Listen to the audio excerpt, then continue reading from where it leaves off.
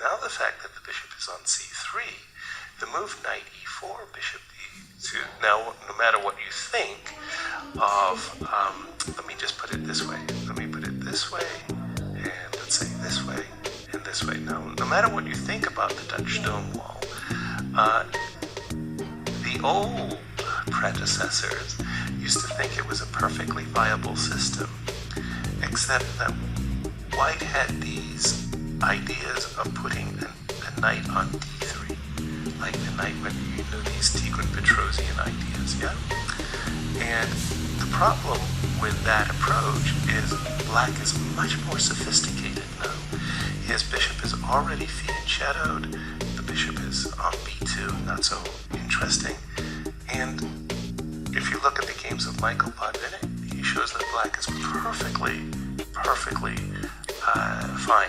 So it is I know what you mean when you're saying b3 is like a more modern approach, and after b6 I've even seen them playing a4 and a5. And rook fc1. And rook fc1. And here we go. I would even dare to say I had this position on the board during the Olympiad, but I'm not 100% sure.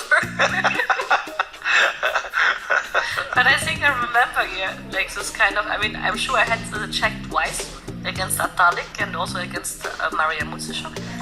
But you know, like, I don't quite remember the correct, like, or the exact move order because, you know, my memory is just a little bit rusty nowadays. I'll tell you a very nice story about knowing the line and not knowing the line and things like this. It was one of these marvelous tournaments in Monaco, the rapid chess with the blindfold, yeah? And after one of the rounds, there was the game Vishwanathan Anand Vishy versus Anatoly Karpov. And it was a very, very typical game with White having an isolated queen pawn. And 20 moves into the game, the players are openly discussing. Everybody around is a grandmasters too. Lubomir Lvoyevich, the whole place is full of grandmasters. And Vishy complains. He says, well, on this position, I just didn't know how to continue with my advantage. Should I play this or this? And I'm not sure I made the right choice. Advantage, says Karpov. Advantage.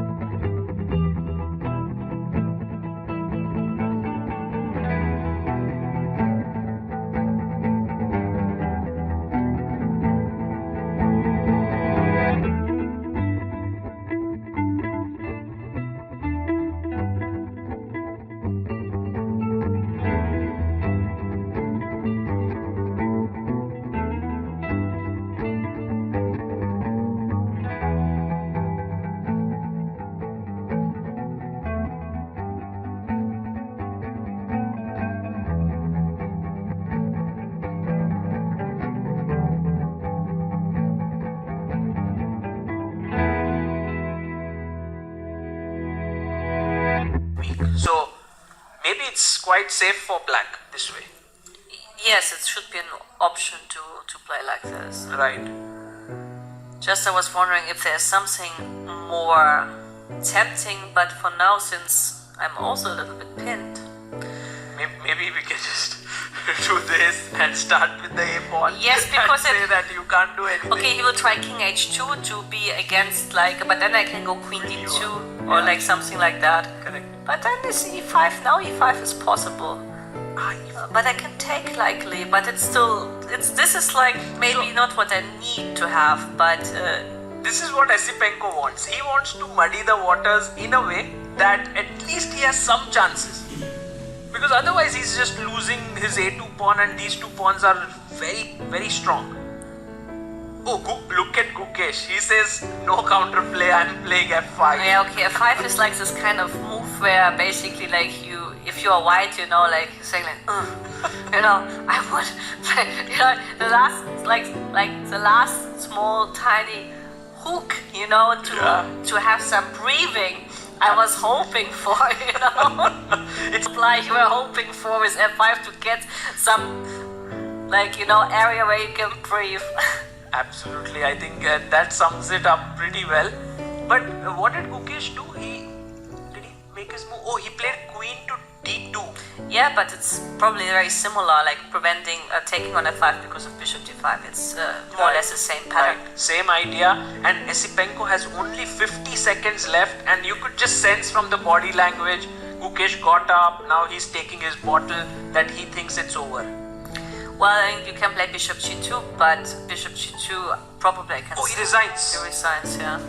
Wow. Because it's interesting. He resigns and he's not even material down yet, you know. But I mean, this f5 move is just like, you know, it's a beautiful game. In terms of, I mean, Gukesh in this game showed to be like the son of Karpov in a way, you know. Even so, like in other games, he was rather showing that he's the son of Tar. No, but I mean, it's very impressive. Beautiful, yeah. I mean, like I never had the chance really like to look at the Indian prodigies, and you have a lot of them, obviously, like so carefully, like in this tournament. But I'm deeply impressed by Gukesh, and I'm very deeply also impressed by Prague for yesterday.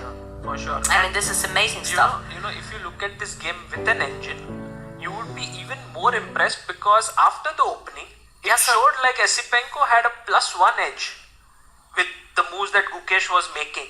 And